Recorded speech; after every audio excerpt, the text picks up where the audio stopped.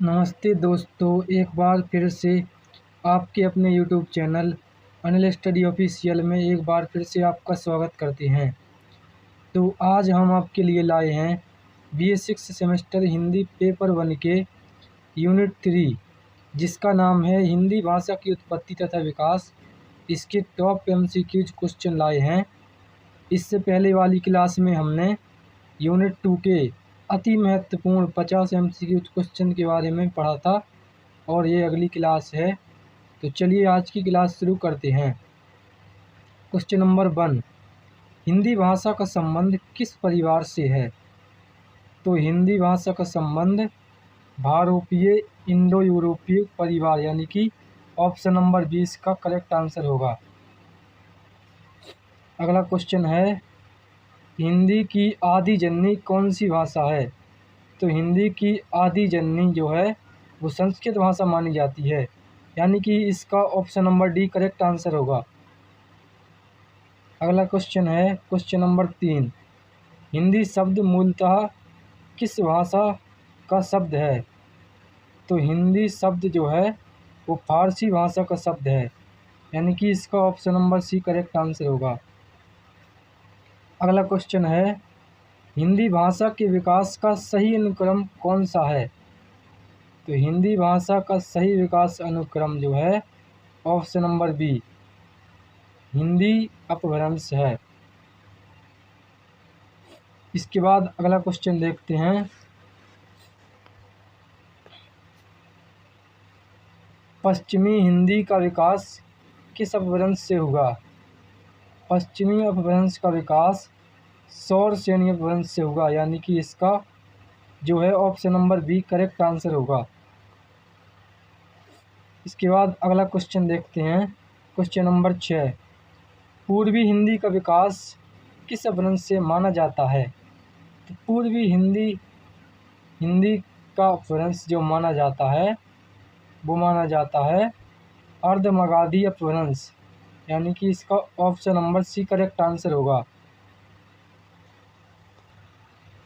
Question number 7, Bihari, Bengali, Oriya और असमिया भाषाओं का जन्म किस अपभ्रंश से हुआ? तो बिहारी, बंगाली, उड़िया और असमिया भाषाओं का जन्म जो हुआ है वह मगधी अपभ्रंश से हुआ है, यानी कि इसका option number A correct answer होगा। इसके बाद अगला क्वेश्चन है क्वेश्चन नंबर 8, हिंदी की कितनी उपमाएं हैं? तो हिंदी की कितनी उपमाएं हैं? इसका सही आंसर होगा ऑप्शन नंबर सी, यानी कि हिंदी की जो है वो 5 उपमाएं हैं। इसके बाद अगला क्वेश्चन है क्वेश्चन नंबर 9, इनमें से कौन सी पश्चिमी हिंदी की बोली नहीं है? तो इनमें से बाघेली यह पूर्वी हिंदी की बोली मानी जाती है, यानी कि इसका option number B correct answer होगा। अगला क्वेश्चन है क्वेश्चन नंबर 10, खड़ी बोली का दूसरा नाम क्या है? तो खड़ी बोली का दूसरा नाम कौरवी कहा जाता है, यानी कि इसका option number A correct answer है, यानी कि इसका खड़ी बोली का जो दूसरा नाम है उसको कौरवी भी कहा जाता है। क्वेश्चन नंबर 11, अवधी, बाघेली और छत्तीसगढ़ी किस उपभाषा के अंतर्गत आती है? तो अवधी, बाघेली, छत्तीसगढ़ी जो आती है वो ऑप्शन नंबर बी यानी कि पूर्वी हिंदी के अंतर्गत आती है। इसके बाद अगला क्वेश्चन है क्वेश्चन नंबर 12, बागड़ू किस बोली का दूसरा नाम है? क्या बागड़ू किस बोली का नाम है? तो इसका option number A correct answer होगा, यानी कि हरियाणवी। याद रखेंगे कि बागड़ू हरियाणवी भाषा को बोला जाता है। इसके बाद अगला क्वेश्चन नंबर 13, भोजपुरी, मगही और मैथिली किस उपभाषा की बोलियां हैं? भोजपुरी, मगही और मैथिली किस भाषा की बोलियां हैं? तो इसका करेक्ट आंसर होगा बिहारी हिंदी, यानी कि इसका option number D correct answer होगा। इसके बाद अगला क्वेश्चन है क्वेश्चन नंबर 14, मेवाती, मालवी, मारवी और जयपुरी का संबंध किससे है? तो इसका सही आंसर होगा राजस्थानी हिंदी, यानी कि ऑप्शन नंबर बी इसका करेक्ट आंसर होगा। क्वेश्चन नंबर 15, कुमाऊनी और गढ़वाली बोलियां किस उपभाषा के अंतर्गत आती हैं? इसका सही आंसर होगा पहाड़ी हिंदी, यानी कि option number B correct answer होगा। इसके बाद अगला क्वेश्चन देखते हैं। इसके बाद अगला क्वेश्चन है question number 5,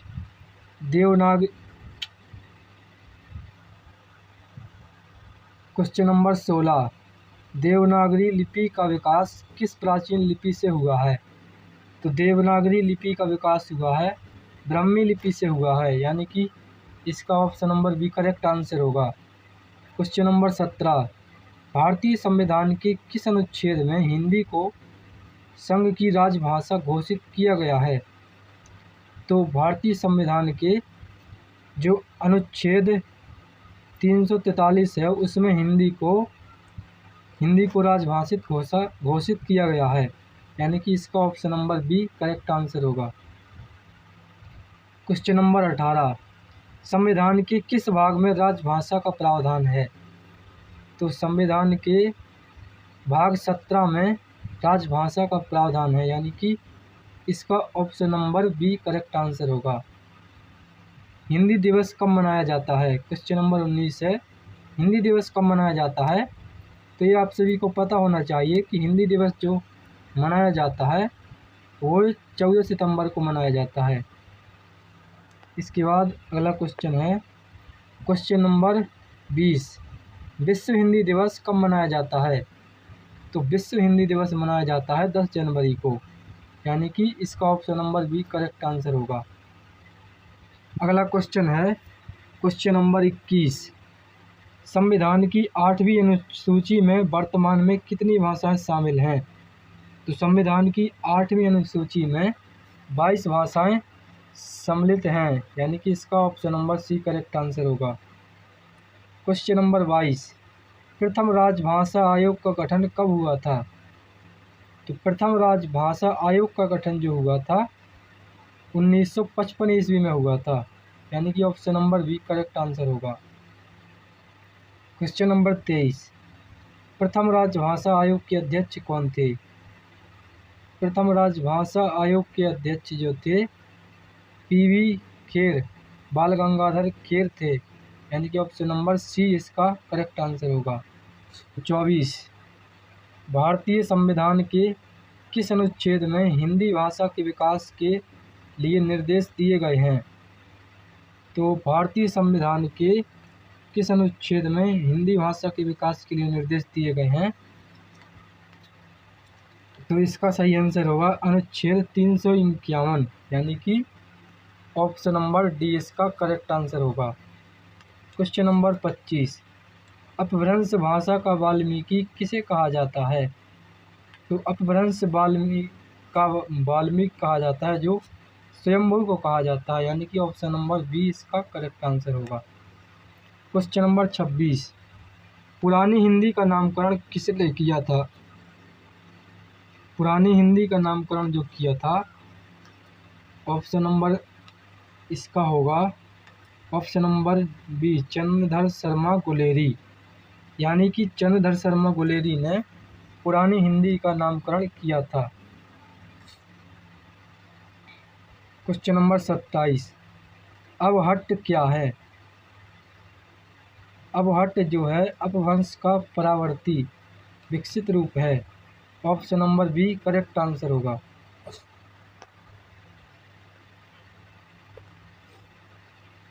question number 28, Khari बोली के प्रथम लोकप्रिय कवि कौन माने जाते हैं? खड़ी बोली के लोकप्रिय कवि जो माने जाते हैं अमीर खुसरो माने जाते हैं, यानी कि इसका option number C correct answer होगा। क्वेश्चन नंबर 29, गोस्वामी तुलसीदास रचित रामचरितमानस की भाषा क्या है? तुलसीदास द्वारा रचित रामचरित की भाषा जो है वो है अवधी, यानी कि इसका option number C correct answer होगा।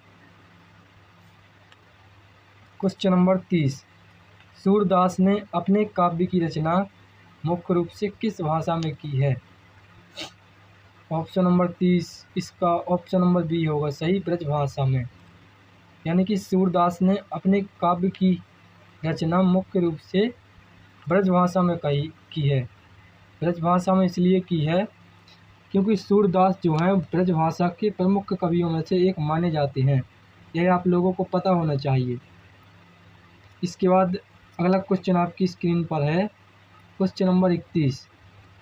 विद्यापति की प्रसिद्ध रचना पदावली किस भाषा में है या किस भाषा में लिखी गई है? तो इसका करेक्ट आंसर होगा विद्यापति की रचना जो लिखी गई है वो लिखी गई है मैथिली भाषा में, यानी कि इसका ऑप्शन नंबर 1 करेक्ट आंसर होगा। Question number 32। मानक हिंदी का आधार क्या है? क्वेश्चन नंबर 32 यानी कि मानक हिंदी का आधार क्या है? तो मानक हिंदी का आधार जो है वो खड़ी बोली है, यानी कि इसका option number C correct answer होगा। अगला क्वेश्चन आपकी स्क्रीन पर है, क्वेश्चन नंबर 33। 31वें संविधान संशोधन 1992 द्वारा 8वीं अनुसूची में कौन सी भाषाएं जोड़ी गईं? 71वें संविधान संशोधन 1992 द्वारा 8वीं अनुसूची में कौन कौन सी भाषाएं जोड़ी गईं, ये पूछा गया है। तो इसका option number B correct answer होगा। कौन कौन सी भाषाएं जोड़ी गईं? कोंकणी, मणिपुरी और नेपाली भाषा को संविधान में जोड़ा गया। Question number 34। 92वें संविधान संशोधन 2003 द्वारा 8वीं अनुसूची में कौन सी भाषाएं शामिल की गईं? तो इसका option number A correct answer होगा। बोडो, डोगरी, मैथिली और संथाली, इन 4 भाषाओं को 8वीं अनुसूची में शामिल किया गया। इसके बाद अगला क्वेश्चन है, क्वेश्चन नंबर 35। प्रथम विश्व हिंदी सम्मेलन कहाँ आयोजित किया गया? तो प्रथम हिंदी विश्व सम्मेलन कहाँ आयोजित किया गया? तो इसका सही आंसर होगा नागपुर में, यानी कि इसका option number D correct answer होगा। Question number 36। देवनागरी किस प्रकार की लिपि है? देवनागरी जो है वो अक्षरात्मक लिपि है, यानी कि इसका option number B correct answer होगा। Question number 37। अपभ्रंश और राजस्थानी भाषा के योग से बनी काव्य भाषा को क्या कहा जाता है? अपभ्रंश और राजस्थानी भाषा के योग से बनी काव्य भाषा को डिंगल कहा जाता है। डिंगल कहा जाता है। इसका ऑप्शन नंबर 1 करेक्ट आंसर होगा। इसके बाद अगला क्वेश्चन है, क्वेश्चन नंबर 38। अपभ्रंश और ब्रज भाषा के योग से बनी काव्य भाषा क्या कहलाती है? तो अपभ्रंश और ब्रज भाषा के योग से जो बनती है भाषा उसको पिंगल कहा जाता है, यानी कि इसका option number B correct answer होगा। तो अपभ्रंश और राजस्थानी भाषा के योग से बनी काव्य भाषा को पिंगल कहा जाता है और इसको कहा जाता है डिंगल कहा जाता है। ये आपको ध्यान में रखना होगा। इसके बाद अगला क्वेश्चन आपकी स्क्रीन पर आ चुका है, क्वेश्चन नंबर 39। नागरी प्रचारणी सभा काशी की स्थापना कब हुई थी?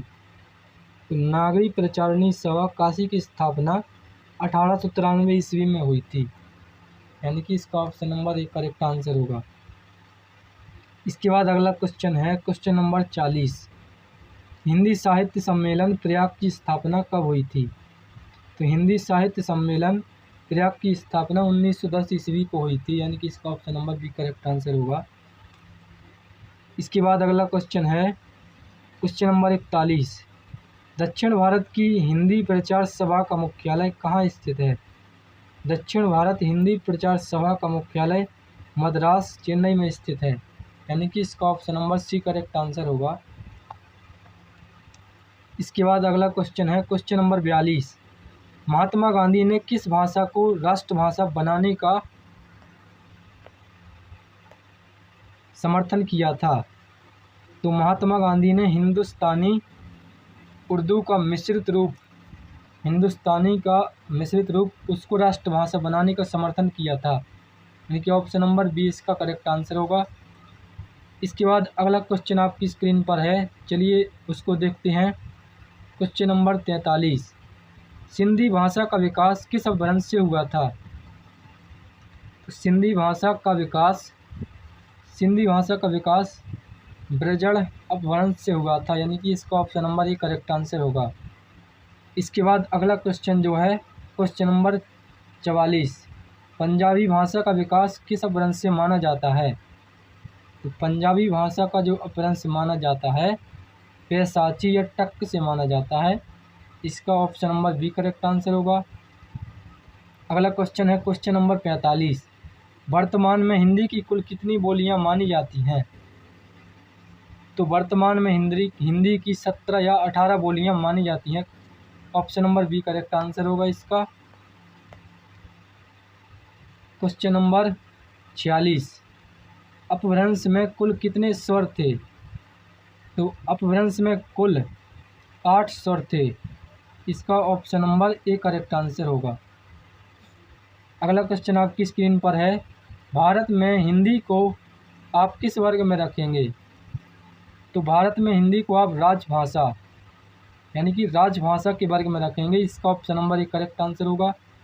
अगला क्वेश्चन आपकी स्क्रीन पर है क्वेश्चन नंबर 48, बौद्ध धर्म से संबंधित ग्रंथों की भाषा क्या है? तो जो बौद्ध धर्मों से संबंधित ग्रंथों की भाषा है वो पाली है, यानी कि इसका option number C correct answer होगा।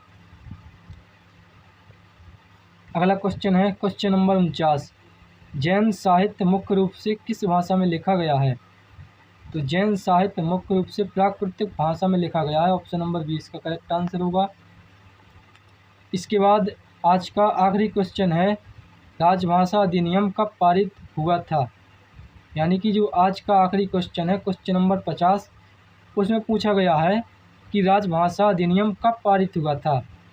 तो राजभाषा अधिनियम 1963 ईस्वी को लागू हुआ था, यानी कि इसका option number B correct answer होगा। आशा करता हूं कि आप लोगों को हमारा वीडियो पसंद आया होगा। इसी प्रकार की क्लासेस के लिए हमारे चैनल को सब्सक्राइब करें और वीडियो को लाइक शेयर कमेंट करें, और इसी प्रकार की वीडियो आप लोगों को यहाँ मिलते रहेंगे।